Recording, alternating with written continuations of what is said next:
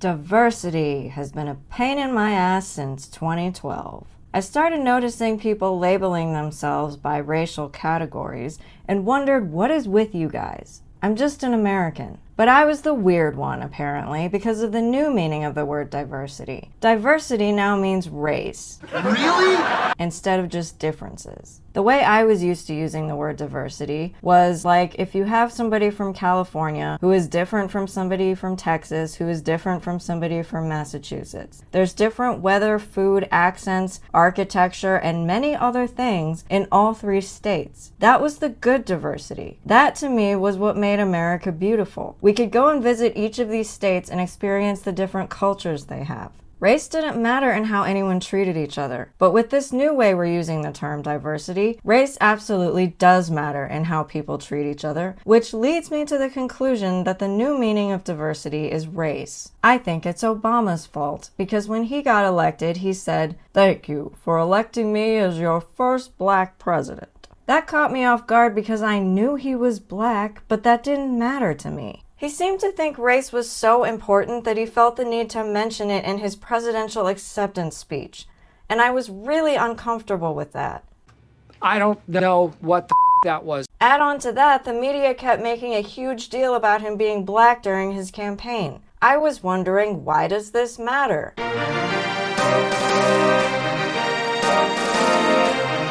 It's people's policies that matter, not what their face looks like. Over time, I think my discomfort was warranted because I think America is heavily distracted by race when we never really gave a damn about it before. When I was growing up, nobody gave a damn. During Obama's entire 8-year presidency, I felt like people became so eager to put everyone in racial boxes. Enter in DEI training, or as I like to call it, DIE training, because it kills any business environment it goes into. Like cancer. Seriously, does it strike anyone else as weird that when the letters in that acronym are rearranged, it spells the word die? That can't be a coincidence, can it? I found a video by John Stossel who interviewed a former diversity trainer named Erec Smith, and we'll go over why DIE training is bad. Diversity, equity, and inclusion are everyone's responsibility. You've been hearing about DEI training. It's supposed to make us aware of our unconscious prejudice. But a former DEI trainer, rhetoric professor Erec Smith, says today's DEI training does more harm than good. Here's my entire interview with Smith. People do need to be woken up. Yeah, and that was the point. You know, diversity walk or something like that, when somebody says how many people grew up in a single parent household and things like that. If you were encouraged to attend college by your parents and your family members, take one step forward. The diversity or privilege walk is supposed to teach us how much more or less privilege we have. If you grew up in a household with 2 parents, step forward. And at the end of it, you know, the most privileged people are in front and the least privileged people are in back. I did that, but it wasn't to guilt anybody. It wasn't to say, you know, you need to check your privilege. It was to say, look at the world here. Look at what's going on. We should be aware of these things. The first reason that DIE training annoys me is that it uses your differences against you. We don't need to point out differences of how people grew up to say, hey look, those people had it better than you did. Don't you feel bad about yourself now? The people that had it better also get told, you had it better. Don't you feel bad about yourself now? So then we're left with everyone feels bad about themselves. This is a highly unproductive way to conduct a successful society. I am left with the conclusion that those who created DIE training wanted destroy society. The second reason that DIE training annoys me is that it is insidious. Erec says he never did it to guilt anybody, and I believe him. The training is presented as a good thing with the purpose of fooling innocent people into using it. Once it becomes implemented, it shows its true colors, hoping that the damage will already have been done. Now you're stuck with it. The only way to get rid of it is to disband the group it was implemented in, which should be easy because no one will want to talk to each other anymore after implementing DIE training anyway. They'll just be too focused with their new problem of self-loathing, which DIE put into their heads. Why not tell people to check their privilege? Some of us have privilege. Yes, but some of us are accomplished, and that's being called privilege. And I think that's unfair. It's one thing to be born on third base and act like you hit a triple. It's another thing to be born all at first base and still second, right? And again, third, that's an accomplishment. This is true. Privilege is often used by the left to shut someone up. Check your privilege. Yet so what? I have some privileges that others don't, but others have privileges that I don't. What? No! That is how the world works. For that to suddenly be something to complain about is so weird to me. Erec is right in that accomplishments should be acknowledged and not just written off as privilege. I got really upset at the documentary Fattopia for saying that skinny people have thin privilege because it made me feel like all the workouts I do on my gym equipment have nothing to do with me being the size that I am. That's obviously an insane claim because that's not how the chemistry of a body works and certainly not how energy works. If I sat on my couch for 12 hours every day for 365 days, ordered takeout from DoorDash all day, and never stopped eating, I would get fat. All of the things I ate would get digested eventually, and if I didn't expend any energy except for the energy it took for me to sit down and lift utensils to my mouth, the extra energy would get stored as fat. The accomplishment of me being the size that I am is due to the effort I put into an exercise routine and the food choices I make. Less effort and the wrong food choices equals more fat. More effort and good food choices equals less fat. The privilege I have is owning exercise equipment. I am well off enough that I can have some of these things to make it easier for me to work out regularly, but the privilege of me having the equipment wouldn't matter if I never use it. I could have exercise equipment that collects dust and be fat because I never used them. Accomplishments and privilege are two different things. It's not rocket science. And that's frowned upon now? Well, it's frowned upon by people who find it strategic to frown upon it, yes. If you can keep this race thing going, then you will always have a business in getting rid of racism. Even Ibram X. Kendi proposed a branch of government, right, regarding anti-racism. And what do you need to justify that? You need racism. It's in his best interest to perpetuate racism, in order to maintain a career. Then there are people who are like, wow, well, this is a, billion-dollar industry. I'm going to get in on this. Do my trainings and things like that and accuse people of racism just to keep it perpetuated, right? To keep it going so that it never goes away, so that I keep making my money It is a multi-billion-dollar industry. Yes, it is. This is where the left tells on themselves because they're always complaining about capitalism. Yet they've turned racism into a multi-billion-dollar industry. Does that sound like somebody who hates capitalism? Lies and lies and more lies. The left is full of greedy people who will do anything for a buck. They'll say horrible things if they can make money off of it, rather than trying to come up with a legitimate business idea that pushes society forward and helps build society. They would rather take something horrible, like racism, turn it into an industry, piss people off, but it doesn't matter as long as they're making money to line their pockets. It's like the trans industry. The medical industry branches out into finding a new slew of medical patients for life. Because if you go on hormones, you have to go on hormones for life. If they can convince you that you need those hormones, they make lots of money. Leftists love capitalism. Every big company. Yeah. They feel they have to. Right, and there it is. They feel like they have to. They have to say something. They have to signal to the world that they're doing something. Whether that something is effective or not is secondary. Is it effective? It doesn't seem to be effective, no. In fact, it seems to be doing worse. It seems to be making people less likely to interact with people who are unlike them, because it's like a minefield now. Less likely to interact? Yes. After a training where you hear things about microaggressions, right? Microaggressions. If you ask somebody what they do for a living, somehow that's racist, right? If you learn that, then why would you take a chance? I better not talk to Erec because I might say something wrong. Precisely. Erec confirmed that diversity training is terrible because it tears people apart. We used to talk to each other based on common things. The phrase, "I just clicked with someone," means you talk to someone and you find out you're both excited for the same movie that's coming out, or anything else that you have in common, and that's how you make friends. Now, with diversity training, you isolate yourself because you're afraid to talk to people. When you add race as one of the reasons you're afraid, it becomes segregation. Diversity training teaches people to segregate themselves because you think, oh, they don't look a certain way, so that means I can't talk to them. That's why they're teaching you about what they call microaggressions, which is when you hear something and you make it into a racist statement even though it's completely innocent. Diversity training creates a minefield, as Erec says, of people walking around terrified of interacting with other people. Why is this desirable? Does this sound desirable to you? I think the real purpose of microaggressions is a way for the left to get people to silence themselves. Any other ideas about this not working? Well, if you compel people, to go to certain things just out of pure resentment, they may, back away and rebel. I saw that myself even when I was doing diversity training that wasn't especially woke. All this money is spent, all these courses, all this time. Why doesn't it get the results they want? Well, it might be getting the results they want. Depends on who you mean by they.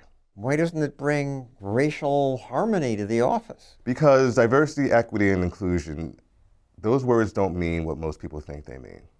Diversity is diversity of bodies, of skin color, ethnicity, not of thought. You can have many different bodies, but they have to be, basically on the same page ideologically.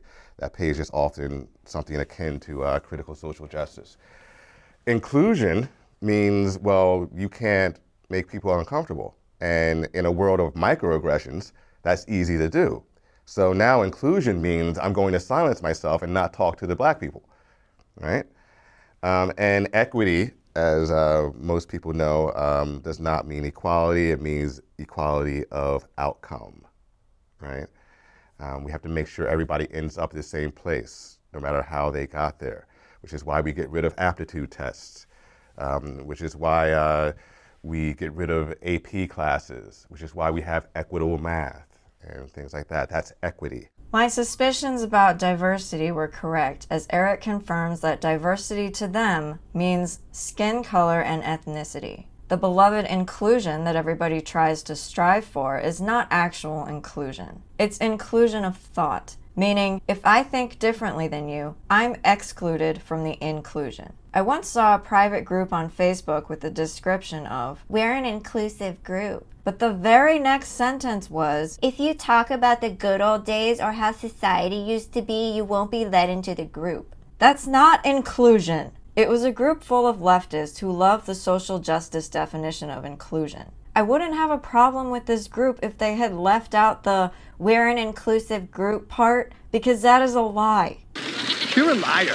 It's completely fine to have a leftist group that only approves of leftist ideas, but don't lie and gaslight people into thinking you actually want to include other people. I've come to realize that equity means sameness. They want everyone to be exactly the same, like a robot. Diversity training is intended to make you think exactly the same and say exactly the same words all the time. It's like if you had a bunch of robots standing in a warehouse and they were all painted a different color. But when you pushed the button, the robots would all say the same thing because they have the same programming. That's what diversity training is actually training people to be. Robots. Because there were too many Asians and whites in the AP class. Apparently, or not enough black people. And that's interesting.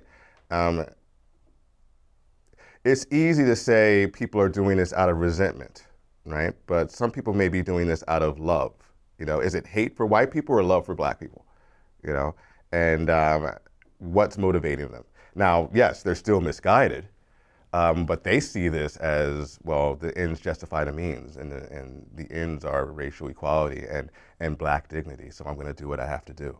This is why I said the diversity training is insidious. People may be doing this out of love because they think it's going to help, but it doesn't, and they don't realize it until it's too late. At the first sign of something feeling wrong, you should stop and ask yourself, why does this feel wrong? That's how you figure out what the thing is really about, even if it's something that sounded good in the first place. If you don't stop and think, what is this really about, you will keep being gullible. You'll keep thinking, oh, well, maybe it'll get better, and denying the reality that the thing is actually making everything worse. But it's real. We whites have most of the power, most of the money. We hold most of the high positions. Some of that is genuine achievement. Some is racism. Yeah. So what do? You give other people the opportunity to acquire those things themselves. You get them into a good school. You bring back institutions like churches and other after-school programs. You teach them what it means to be an entrepreneur in this world. It's not just about victimhood. It's not just about white oppressors. There's some of that going on, but there's also some agency that we have, to get to where we want to go. And if we keep saying, well, there's nothing we can do, we can't win because of the white oppressor, then what is that going to do to an entire group of people? Nothing good. You gonna deliberately teach kids this white kid right here got it better than you because he white? You gonna purposely tell a white kid, oh, the black people are all down and suppressed? How do I have 2 medical degrees if I'm sitting here oppressed? How did I get, first of all, time up, because I only got 5 minutes now, 5 minutes. 2 medical degrees, no mom, no dad in the house, worked my way through college, sat there and hustled my butt off to get through college. You gonna tell me somebody that looked like all y'all white folks kept me from doing that? Are you serious? Not one white person ever came to me and say, well, son, you're never gonna be able to get nowhere because you know the black people. I disagree with Eric and John. When John says, but it's real. We whites have most of the power, most of the money. We hold most of the high positions. Some of that is genuine achievement.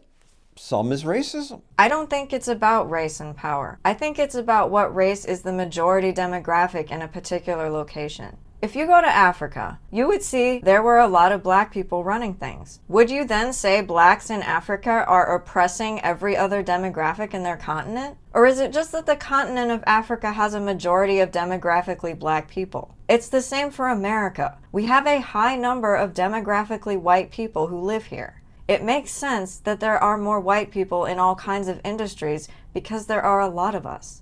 Leftists are literally mad that there are more white people in America. So then they make up this nonsense in their heads that all the white people are out to get them, and they do this because they want to break the normalcy of society. And what's it going to do if you say being on time is not a good thing? Right. Or that, a standardized English, at least having proficiency in it, is a form of oppression. What are you really doing? I mean, if you wanted to hold down a group of people without them knowing it, this woke thing is a good strategy. It's become obvious to me what the woke are trying to do. They're trying to break society. Being on time and following a schedule is something that's good for humans. When we don't have a purpose, we feel lost and unsure. When we go to work during the week, it gives us purpose. Being on time is also polite, and the woke hate civility and decency. What Eric says about having a standard language we all speak is a bad thing, according to the woke, because it's helpful to society. It's helpful if everyone in the country all knows the same language. There's a movie called Lion about this Indian boy who got lost in one of the provinces in India that he wasn't from. In India, they speak many different languages. There isn't apparently a common language spoken there. The boy goes to the local police station, but they couldn't understand what he was trying to say, so they couldn't help him. The boy is like 8. He ends up wandering around India because nobody can help him. That's what it's like when a nation has no standardized language. It's a problem that we don't need to introduce into America. The left wants to implement this because they want destruction. If none of us can talk to each other, we can't help each other. We can't work together to take down the left, and that's how they will keep their power. If we let them do this. Which is why we should not let them do this. We should keep our standardized language, and we should keep teaching it to everyone. Another example, this is a LinkedIn course by Robin DiAngelo. Yes, inspired by Robin DiAngelo anyway, yes. Inspired. Yes. And this blew up on the internet. Why? Yes. If I'm not mistaken, it was Coca-Cola that got caught doing this. I show this to my students every semester as an exigence. So what do you do, conflict management? What do you do when your company does this? You know, I actually use that example as a kind of lesson. But what was happening there is a diversity training in which whiteness in general was the problem. And the thesis statement, if you will, of this training was try to be less white. It makes me happy when Erec uses the Coca-Cola mishap to teach his class about what to do when a stupid corporation like this does this kind of dumb stuff. It goes to show that even though the left is trying to use tools to destroy society, some people manage to find a way to use those tools against the left. It's like knowing your enemy's playbook. If you know what they're doing, it will be less scary when it happens to you. You can learn how to dismantle their bullshit so they can no longer hurt you with it. That is one big pile of shit.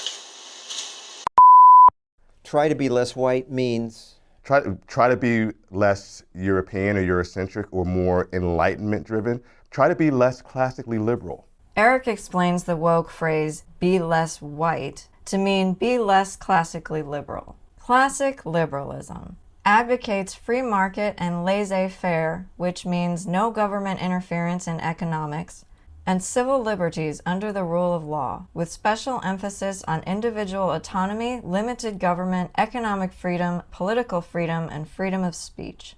The fact that the woke don't want classical liberalism means they want the opposite of that, which is tyranny. Everything the woke do is very totalitarian and controlling. They hate law and order, they don't like individualism, they want the government to interfere in everything, and they hate freedom. The woke always complain about rich people, so they hate that people have the economic freedom to be successful. They hate political freedom because they will disown their own grandmothers for daring to have a different political belief than they do. How dare you! They absolutely hate freedom of speech because they censor everything they don't like. The woke are full of hate and resentment for everything that we have made our society to be, and when you realize this, suddenly everything that has been going on in the world makes sense. Be less oppressive, be less arrogant, be less ignorant. It's reasonable. That is by no means a white thing, but the point is to demonize the other side as much as possible. Marcuse called this repressive tolerance. Nothing the other side can do can be accepted. We have to demonize them in all ways. And the white leaders of these groups pay money to be trashed. Yeah, it's a rite of passage, right? This is exactly what cults do. The one I was in was a religious cult. So they would tell me that their church was the only real Christian church, and every other church wasn't really Christian. Having grown up in a real Christian church, I knew the cult was lying to me. You're a liar. The cult would do one of two things. Either shun the person who disagrees or guilt them and break their spirit in an effort to force agreement. Once the person agrees, the cult is suddenly nice to them again. That is how someone bullies you into submission. It's not a coincidence that Erec says rite of passage. Cults will break you, a lot like hazing, to initiate you into their group. Leftism is a cult. Hundreds of studies suggest anti-bias training doesn't reduce bias. I believe that. Yeah, I mean, what it's doing is creating more chaos, you know, in certain places. Now, maybe there are places that are having, you know, big issues with race relations and things like that, and that can be dealt with in various ways. But some places are, you know, people are getting along, right? They're working well together. But the implicit bias training is put there because human resources said we have to do this, right? And now we're thinking about things like, I want to ask this guy what time it is, but is that bad? In some way, that has to be bad now, right?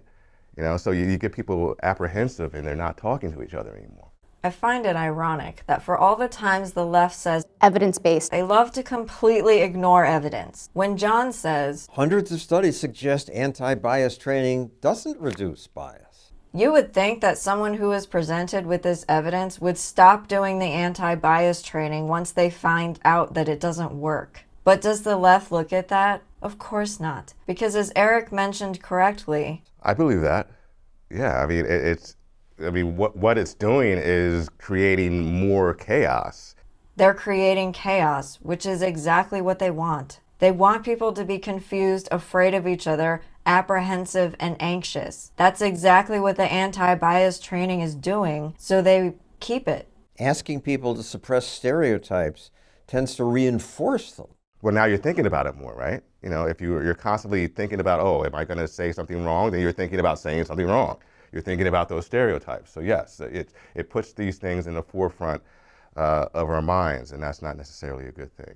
Consciousness in this context is not about being aware in the sense that you are not asleep in bed for the night. Consciousness in this context is being aware of things the communist wants you to be aware of. This definition of consciousness started in Marxism with class consciousness. The Marxist would make you aware that you were poor or that you were rich, and then force you to focus on it so that you become unproductive because you're now worried about the class that you fall into rather than living your life or trying to improve your life. The diversity training is about race consciousness. They're making you aware of your race and forcing you to focus on it so that you become unproductive because you're now focused on privilege and oppression. All this does is serve as a distraction to get you to stop being productive because you're now focused on the nitpicky things that no one gives a shit about.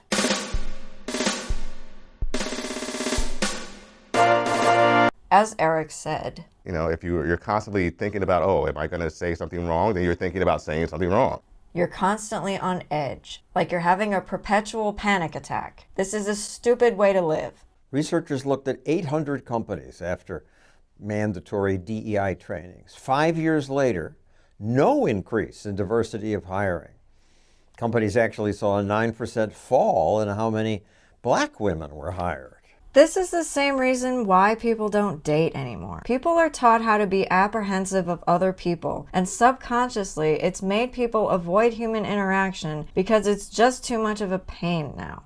Both diversity training and feminism have taught everyone that men and women should fight with each other all the time. Thanks a lot, Hillary. Men don't want to approach women at bars or in the workplace because they're afraid the woman is going to retaliate and, me too him. Companies don't want that feminist drama in their workplace, so less women get hired. Add diversity training on top of the feminist crap, and now black women are not getting hired. Congratulations! Good job, diversity training. You're so inclusive that you've made companies paranoid of certain groups of people so much that the company excludes them. It's one thing to say they don't work. It's another thing to say they make things worse, right? You would think that people would see that data and change their minds or change their methodologies or something like that. It's not about data that, though. Data doesn't seem to have much to do with it. No, it's not. It doesn't have much to do with it. It's not about data. It's not really about material change, right? It's about a power grab. It's about a culture change. Erec hits the nail on the head. He's experienced this crap firsthand, and he's worked out that it's a power grab, no matter what leftist group is doing it. The race hustlers, the feminists, the alphabet mafia, supremacy and power are their goals.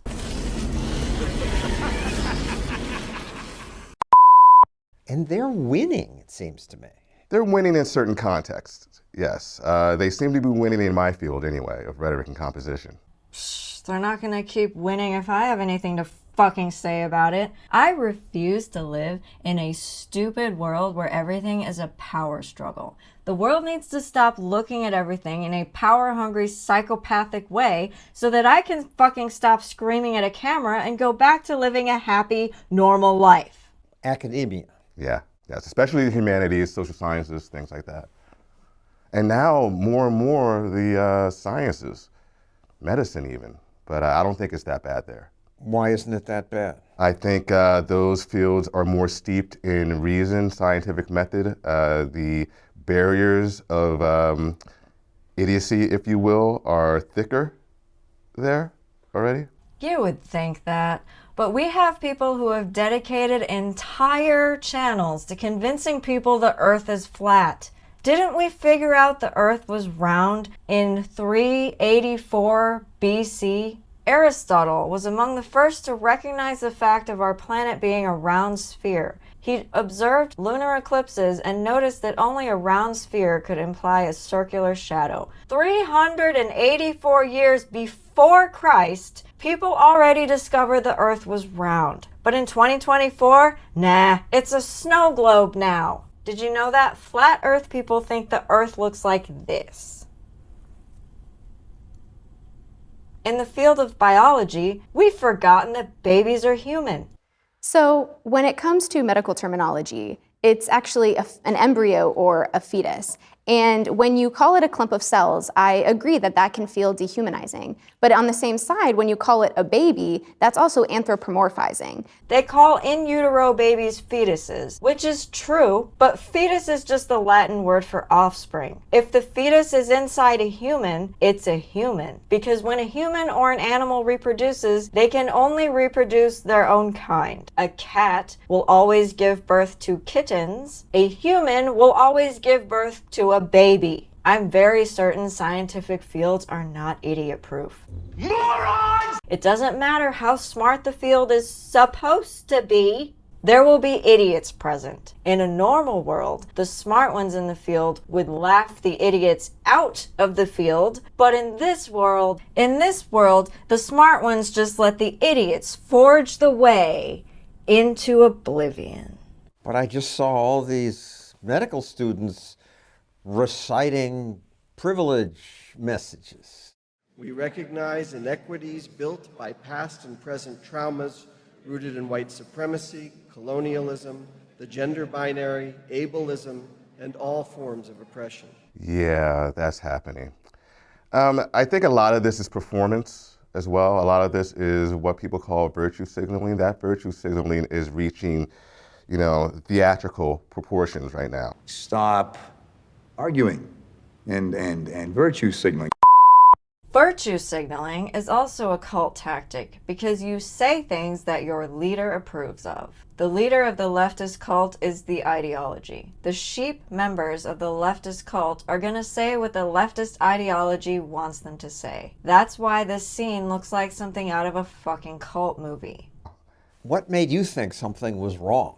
Well, I thought something was wrong for a while. I didn't realize how wrong it was until 2019 when a keynote address at the primary conference for my field, college composition and communication. Melt the steel bars of racism and white language supremacy. The keynote argued that, among other things, teaching standard English to students of color, particularly black students, is inherently racist. If you use a single standard to grade your students' languaging, you engage in racism. It's racist to teach black kids standard English. That perpetuates white supremacy. Yes, that's the idea, right? And even the presence of white professors is a problem. That does some kind of psychic harm to students of color. So I heard that, thought it was a bit misguided, and said so on a listserv in my field, the Writing Program Administrators listserv. I put it out there basically in a long-form way asking, is this really a good idea? Is this the best way to go about this? And what ensued was hardly a conversation. It was more like a social media mobbing session. The keynote speaker is racist when he said the presence of white professors around black students is a problem. If I said white students can't be surrounded by black professors, everyone would agree that statement is racist because it is. I don't give a shit about the left's power plus prejudice definition. You just made that up so that you could be racist to white people, and I'm not tolerating this shit. When you say that professors of a certain race, even the white race, make you uncomfortable simply for the fact that they are white, it is a racist thought. Jesus Christ. Just be smarter. It's not rocket science. You wrote, I'm concerned that the current leadership will have you believe that teaching standard English experiences tyranny by our black and brown co-ed. Yes, so what they're saying is that to have students of color, especially black students who are descendants of slaves and things like that, to, on top of everything, force them to speak in a way that isn't their language, or write more appropriately in a language that isn't theirs, is inherently oppressive. The idea is that if you learn one dialect, you're replacing another. There's no idea that you're adding a dialect to your repertoire of dialects. That's not a possibility. It has to be rendered as some kind of oppressor-oppressed dichotomy in order to fit a particular narrative. This brings me to my conclusion that people are operating in extremes. Nobody knows how to critically think anymore, so they fail to see the differences between types of situations. In the Asian Vice Panel reaction video, one person said that she has Japanese culture, but felt like she couldn't hold both Japanese culture and American culture in her mind at the same time, and that she didn't know who she was because other people would put her in two different identity boxes. This leftist idea doesn't make any sense to me. This girl wasn't looking at herself as parts of a whole person. Instead, she was taking herself and dividing herself between two cultures, thinking that she had to fit neatly inside two presupposed boxes at the same time. This girl also said that she thinks assimilation ignores the diversity of people's backgrounds. She was acting as if everyone had to make a choice between being American or being whatever heritage they are. This idea contradicts itself because people say they have to simultaneously fit inside two different boxes at the same time, while also saying that people should only pick one box. The fact is that just because you say you're American, it doesn't mean that you're not also whatever background you have. Leftists want you to think that's the case, but they're lying. Lies and lies and more lies. Because they're trying to cause identity crises in people. This ties to what Erec says about being capable of having two different language styles in our heads at the same time. We even have the capability of having more than two languages in our head at the same time. You can put effort in and learn a couple of languages if you want to, and you're not going to forget your native language, which is the language you first learned when you learned how to talk. It's the same thing with accents and dialects. Just because I talk like this, sometimes, because I feel like it, it doesn't mean I'm not an American. I don't understand why this concept is so difficult for people to grasp. And I don't know whether they're pretending that they don't understand, or if they literally think that if I talk like this today, then I'll suddenly forget how to talk like this. Idiots! And isn't it unfair? I mean, I have German parents who learned English in school, and they learned the supposed proper English.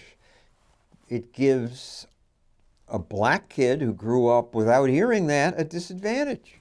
All the more reason for that black kid to learn it, at the high school or college level. This is about practicality. It's about pragmatism. It's about looking at a certain situation, gauging the audience, and making sure that you speak or write in a way that will, best persuade them, best get their attention. The whole point of rhetoric is to gauge your situation and act, speak, or write accordingly. Aristotle's definition is the primary definition of rhetoric. Rhetoric is the ability in any given situation to discern the available means of persuasion. So what's available, that depends on who your audience is, what they already know, what they want to know, what their values are, things like that. So if your goal is to persuade, you're going to do whatever it takes to persuade them. And if you can learn a dialect that is prominent in most civic and professional situations in America anyway, you'll be better able to do that. So there's a practicality here that's being ignored. It's all about, black students are being eclipsed in some way. Their cultures are being suppressed. That's hardly the case. Erec is absolutely right. If somebody doesn't know something, they should learn it. Leftists don't understand the point of school, which is to gain knowledge that you don't already have. Saying that a black person should never be able to learn proper English oppresses them. You're withholding education from the black person. It's not a race thing to speak differently depending on who you are around. People speak more casually at home than they would in a business meeting. It's not rocket science. The diversity trainers want you to think that this is about race, but it's not. It's about conducting yourself in a way that is appropriate for the situation. So you, for arguing this, thought there'd be a discussion. Well, I mean, we are professors in communication. I thought we could communicate, I was so wrong about that. I guess people were sick of the conversation. People often said, we had this conversation already, aren't we past this? And as a rhetorician, you can't say things like that. You're never past a conversation. There's always somebody else who has a say. And if they don't have a say, this is not a pluralistic and civil society. This is something very different. The philosopher Kenneth Burke had a kind of a allegory, the parlor allegory, where there's a conversation going on at a party, and you go in, and you can't just start talking right away. You don't know what the topic is, so you have to listen a little bit. In order to contribute, you have to first listen, and then you speak accordingly. That's what we're trying to teach students, or that's what I thought anyway. Now it's about dignity and decentering whiteness. This proves that leftists really don't want to have conversations. For as much as they tell you that they want to open a dialogue and I just want to start the conversation, they don't want to start a conversation because they don't listen to different opinions because they're in a cult. Instead of a discussion, people called you racist. Do you enjoy using Western modes of argument to invalidate people of color? Check your privilege. What privilege does Erec have? Is it a privilege to be mobbed by a bunch of crazy people on the internet? Yeah. Oh, that old chestnut. Check your privilege. Yeah, that happened. And it happened because what they saw in me was a bigger threat than anything they've seen before. A black person saying it's okay to teach black students standardized English. Why is that a threat? It's a threat because when a white person does it, oh, of course you don't understand this. But when I do it, it's a more difficult challenge, right? So they have to, pull out all the stops. The real reason is because it's a threat to their tyranny. Erec is not bowing to the cult. The leftist cult wants everyone to join, so they bully you because they think bullying you will make you submit to them. When people don't submit, despite the bullying, the left considers them a threat. It's true. And they did. People piled on. Professor at Portland State said, "Thank you, powerful post," to the person who criticized you. Erec is correct to laugh about what the Portland State professor said. I don't care. This is exactly how you should react when a social justice mob comes after you. They're ridiculous, so just laugh at them. Thank you, Eve. Eve spent tremendous labor, physically, intellectually, and emotionally, to write his response, and most probably took him extra time to recover from that labor. It's like they're victims everywhere. Yes. Well, that's the point. You have to perpetuate the victimhood. That's part of the narrative. The victimhood is being used here as a cudgel of sorts to gain power, right? And to try to decenter what they see as, what they're calling anyway, whiteness or toxic whiteness or white supremacy or something like that. It's a power grab, it's a dignity grab, and that's all it is. Are they crazy? This just isn't even logical discussion. Has academia gone insane? Yes. That's the short answer. Yes, it has gone insane. But it's not logic because you need logic. You need reason to build things, right? They want to tear things down. The last thing you want is logic and reason when you want to tear things down. That will slow down the process, if anything. When Erec said this, I was like, wow, things make a lot more sense now. I have long been making fun of the left for being incoherent, inconsistent, illogical, insufferable weirdos, but not understanding why they didn't seem to understand that they're being crazy. The joke was on me because their goal is to be crazy. Their goal is to cause chaos, make people confused and annoyed. I think they're causing the problem so they can fix the problem. They want to make everyone so annoyed that we beg them to fix it, even if that fix results in tyranny. That is why everything you knew and loved from the before time is being destroyed. They're doing it on purpose. Wake up, get wise to it, and don't let them do it.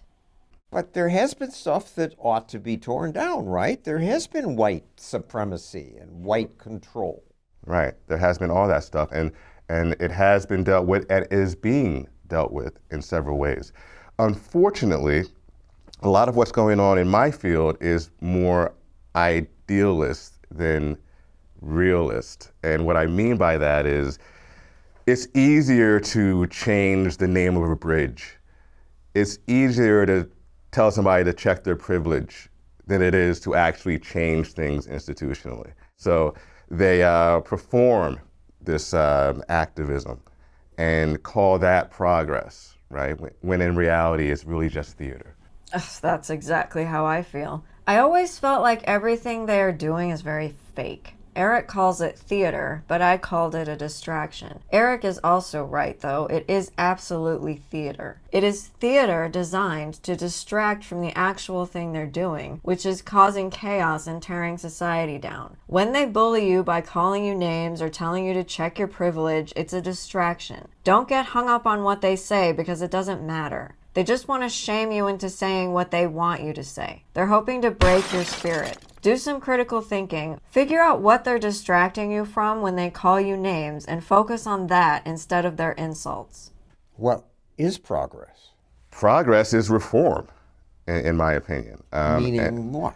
And well, you have a conversation, you look at policies, right? You talk about the pros and cons of these policies, the worthiness and unworthiness of them, as classical rhetoricians may say. Right? And you act accordingly, you deliberate. That's what's supposed to happen. People think in academia, and this is my take on things based on research and things like that, I think people have come so far, the country has come so far that, talking about, racism, oppression, and things like that is losing power. We had a black president for 2 terms. The biggest rising immigrant class is from West Africa. Things are getting better. They're losing that leverage. Progress only happens if you actually want a solution. The reason the left doesn't want to have conversations or listen to differing opinions is because they don't want the same kind of solution we want. They want to create chaos, problems, nonsense, so they can step in and be the solution, which is to tyrannize everything. So they have to... victimhood limit? Yes. So now they have to really ramp it up. The more somebody feels like they're losing an argument, the crazier they get. They are getting frustrated because they can't get their own point across, or they have no point. If the left really had an argument, they would argue it. But they don't, so they keep calling us names, which does nothing except make the bully temporarily feel better about themselves. I think we are winning. All white people are racist. I really want any white person in the room to know up front that this is what we're dealing with, that it's not going to be this coddling of white tears and what that looks like. We're not going to discuss, maybe some of us have worked it out. No, you're always going to be racist, actually. I believe that white people are born into not being human. This is extreme, I take it. It is extreme, but it's becoming more of the norm and less of an aberration in my field anyway. As far as the people who you hear all the time anyway, there are a lot of people silencing themselves because they don't want to be mobbed. I mean, they saw what they did to a black guy. What are you going to do to white people or even Latino or Asian or something like that? They just criticized you. So what? Yeah. Well, I mean, so what is, you're right. I mean, it didn't really hurt me. In fact, it made me louder. My issue here is the field and the devolution of the field into something I can't even label right now.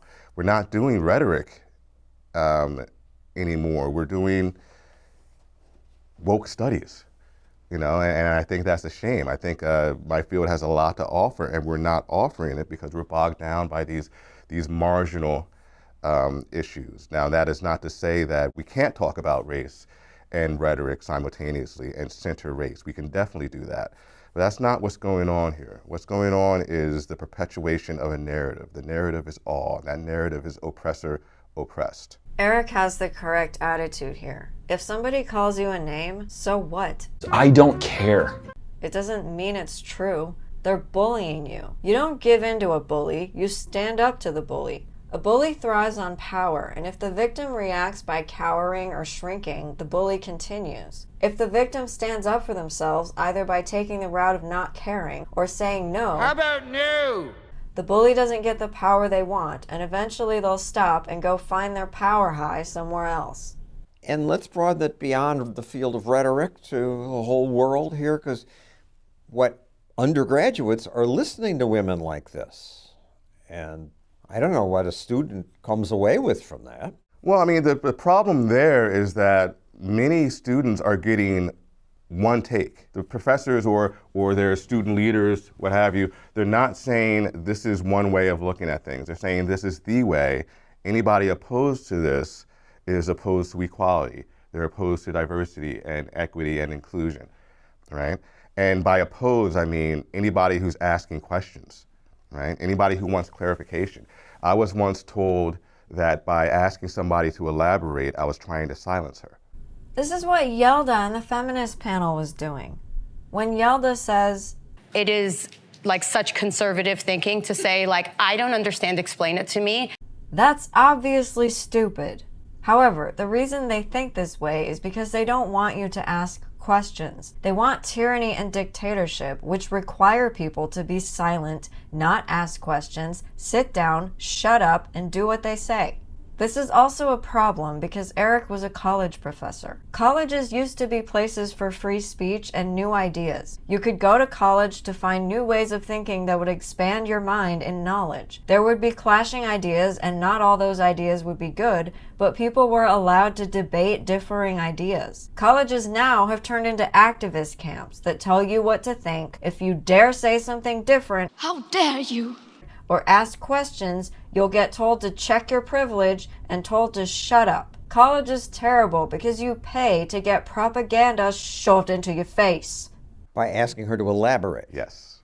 Well, as a white person in that class, I would just shut up and figure I have no right to express doubt. Yeah. About a year back, I had a student, a white student in class, and he came to my office after I said, this is a safe, you can say what you need to say here. We're going to have conversations, things like that. And he came to my office and he was like, no, I can't. I cannot do that. And I can't do that. And I tried to convince him that in my space, in my class, you can. And he wasn't having it. And he had a point. Once again, I say, white people are fucking getting told that we can't say anything. That's racist, because you can't just tell an entire group of people based on their race that they can't say things without being racist. It's not rocket science. White people are socialized to feel they are inherently superior because they are white. By age 3 to 4, children understand it's better to be white. I'm sure there's research that supports that. Yes. Is there? Are we? I have never heard any white person say that their parents told them they were superior because they were white.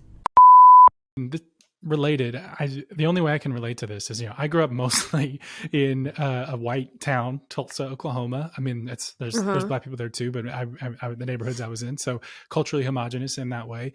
But I kind of had a different experience because I moved overseas a few different times and spent 3 years of my life before graduating high school in Latin America. And anyways, my only thought on this is, it's really about the values that you are taught as a young person about the other human beings and how to judge their worth.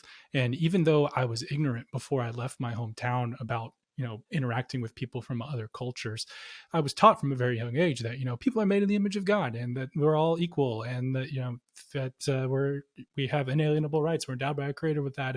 And I was never given a sense that you're superior or privileged or anything like that. And so when I came into contact with people from different cultures, different skin tones, whatever, I was just curious and just was able to relate to them as fellow human beings.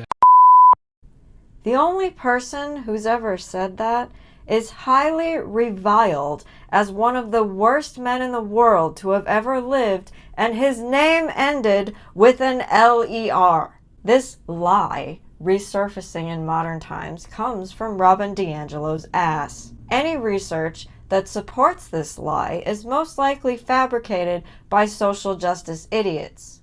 Morons! Shouldn't that be told? Yes, it should be told, and it should be dealt with. The thing is, a lot of this it happens in a non sequitur manner. What I mean by that is you have a problem and then you have a solution, and the connection is not quite clear, right? So we have students who are 3 years old who think that whiteness is inherently better than blackness, including some black kids who think whiteness is inherently better than blackness. So we need to do what, right? Restorative justice, we need to get rid of AP classes, we need equitable math, we need to stop punishing students who are misbehaving. You know, the solution doesn't match the problem to me. And I think we can have conversations about, you know, proper solutions, but we're not doing that. What's equitable math? Equitable math is a document that came out a couple of years ago saying that the way we teach math is inherently racist. It is paternalistic. The teacher shouldn't act like a teacher. The teacher shouldn't expect right answers. The teacher should grade based on the student's desire to know. Because, you know, black kids can't do math. Besides the fact that I don't actually give a damn what the definition of equitable math is, what the hell does the student's desire to know have to do with what grade they get?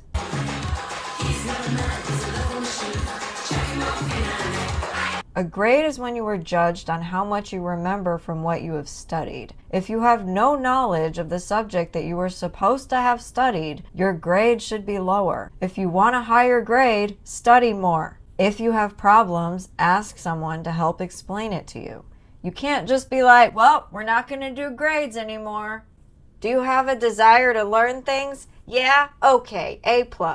Now, we have a bunch of students who got an A+ in calculus who know jack shit about calculus. Here's the real leftist agenda regarding education, which is that they don't want any of us to have it. A dumber population is what tyrants want because morons are easier to control. Got this Microsoft video. We want to acknowledge that the land where the Microsoft campus is situated was traditionally occupied by the Sammamish, the Duwamish. It goes on and on. Yeah. It's nice to apologize. Yes, but what is it really doing? The land acknowledgement, other than making the person saying it feel better about himself or herself. I mean, think about it. They're not giving the land back, right? Apologizing only matters if you fucking done something wrong. These Microsoft people didn't take the land away, so they have nothing to apologize for. Jesus Christ. What they should apologize for is destroying society with their leftist bullshit. That is one big pile of shit. How about apologizing for that? No? They complain about overpopulation, but they want the entirety of the New World to give the land back to the Indian tribes who were there before Europeans came over. This would displace millions of people and cram us all in the entire Eastern Hemisphere. How is this practical or logical? You know, a land acknowledgement is like walking up to somebody who's eating his lunch, taking his sandwich, eating it, and saying, as you eat it, sorry I took your sandwich. You know, as you enjoy that sandwich and walk away. That's what a land acknowledgement is to me. It makes no sense. It's all about performance, and it's about alleviating the guilt of the person giving it. Land acknowledgements are virtue signaling nonsense. Stop arguing and virtue signaling. The left wants everyone to feel guilty about everything. Welcome to leftism, the new Catholic guilt. Leftists say we should feel guilty about things we cannot change. They want us to feel bad about things that happened in history which made our lives possible today. They want us to feel bad for being happy and for having a country. How about no? But they're all doing it so enthusiastically. It's like a religious rite. Yes, it is kind of like a religious rite. In fact, John McWhorter would say as much, right? Woke racism is about calling this movement a religion, not metaphorically, but literally. And I mean, there's some, I mean, if you follow the research, if you will, you know, and go back, there's a lot of religiosity when it comes to social justice activism. In fact, You know, a lot of this comes from what's called the Frankfurt School and cultural Marxism, critical theory and things like that. John is absolutely right when he says it's a religious right. However, it's not a good religion, it's a cult. It's got beliefs that are awful for you. They use fear and guilt to make you do what they want, which is a cult tactic. You also have at this Microsoft event, I think, this people doing for blind people. I'm Natalia. I'm a Caucasian woman with long blonde hair, and I go by she, her. They all embrace it. Yeah. They say they're doing it for blind people, but that's a lie. You're a liar. One of the cult doctrines is to identify yourself with whatever stupid category the left has deemed appropriate. When has a blind person ever needed to know exactly what the person they're talking to looks like before they can listen to what they have to say? The left is trying to make blind people conscious of everyone's race for some reason. It makes me think I must be not understanding something. Well, yeah, and that's kind of the idea. You know, they want to confuse people as much as they want to virtue signal, right?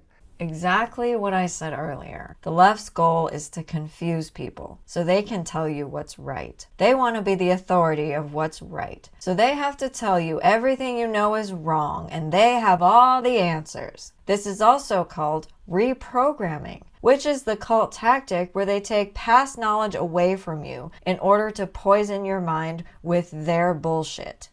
That is one big pile of shit. If you confuse No, I people, think they want to make people feel included. They think it'll make others feel included. They're good people. Yeah, some of them are, you know, and some of them are not.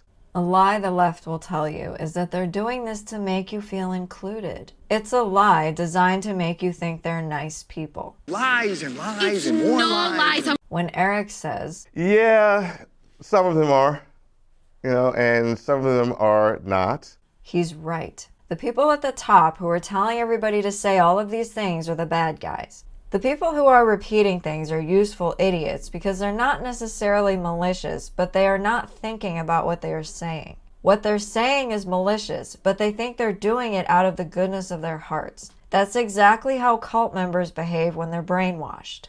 In Florida, Chris Rufo was appointed to a university board, says he'll replace DEI with EMC, equality, merit, and color blindness. These three things, equality, merit, and colorblindness, are exactly what we had in the before time. This also confirms that the left wants to destroy normalcy, society, and everything good. These three things are what made America a great country. All of our success and accomplishments were because we had these three things. People were using their brains, inventing things, advancing society, and having fun while doing it. The left hates the success of our country, and they're actively trying to destroy our country.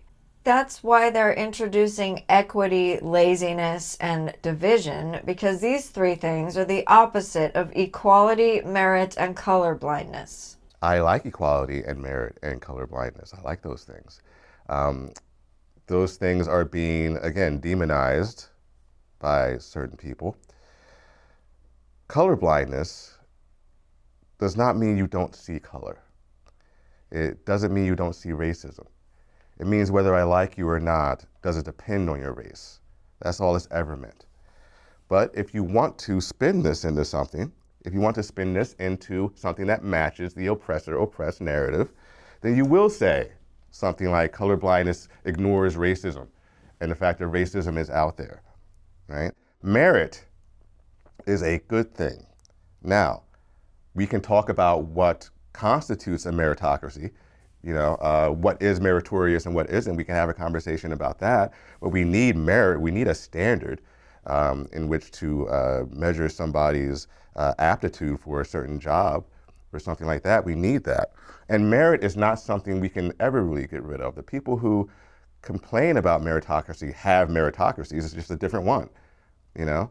That meritocracy may be about, you know, who can spout the most woke statements. You know, that gives you merit in some sense. So meritocracy doesn't go away. They just want their meritocracy, I think that should be a conversation. Is the pendulum swinging back? I think it is, yes, and that is a good thing right now. I hope it doesn't swing too far in the other direction. One of my biggest fears this entire time has been the backlash, the potential backlash to all this. How is the pushback going to look? We don't want to get rid of things like ethnic studies. We want to do it right. But if we're swinging to the point where we have to get rid of ethnic studies and other things that are, fine, that's another problem. It reminded me of how people don't understand what balance is. We don't need extremes of either side, but we live in a world of extremes. We also live in a world where people think there are only two options for everything. The world is much more complex than this. We live in a world where people want to put everything in a box as if we're all shoes on a shoe rack. They want us to be stacked neatly next to each other in tiny compartments and never step out of the assigned compartments. The problem with that is life is messy. That is not how the world works. You're supposed to use your critical thinking to analyze situations that you're in, rather than trying to put everything neatly into categories that ignore everything about the situation. Is it anywhere close to swinging too far in the other direction? Oh, not yet. Not yet. I'm speculating about the future. That's all. And hopefully if we can speculate now, we can avoid that in the future. That's the idea. But yeah, I think it is swinging back. Why'd you stop being a diversity officer? Because I felt I was preaching to the choir a lot. With every event I had, it was the same, few people, and that number would get smaller. You can't... Same few whites or blacks? Both. Yeah. It's hard to compel somebody to do things, right? And I don't like being compelled, at all. But when you don't make it mandatory, nobody shows up either, so I just thought it was a useless thing. There's a better way to go about doing this than having a diversity officer do all these events. It does make me happy to hear that nobody showed up to the diversity training. Regular people who don't push out agendas, people who aren't useful idiots, and people who think for themselves don't like this crap. We know that it's not a good thing. I also like that Erec said nobody was showing up even when the training was mandatory. Right? What's the better way? Talking. Talking's a good way, right? Talking and being resilient enough to realize that people aren't going to always say things in the way you want them to say it. Realizing that if you walk into something with a good faith attitude, right, that you can probably get farther than if you walk into a place thinking these people are already against me, right? And a lot of that is happening right now. Genuine conversation about what we can do and how we can do it and how we feel. People don't say what they feel because they don't want to get canceled. They don't want to be called racist. They don't want to be called the angry black person, right? So it's all over the place, right? People are censoring, and we have to stop doing that. Yes, talking, communication. We've lost our sense of communication. People also have to stop being snowflakes. Stop giving a crap what the bully calls you. I don't care. Anybody who cancels you, silences you, calls you names, or censors you for trying to speak up is a bully. They don't actually care about what you're saying. They just want to bully you and break your spirit. You are not obligated to listen to bullies. Stop giving in to the bully and stand up for yourself, and I'll see you on the next video.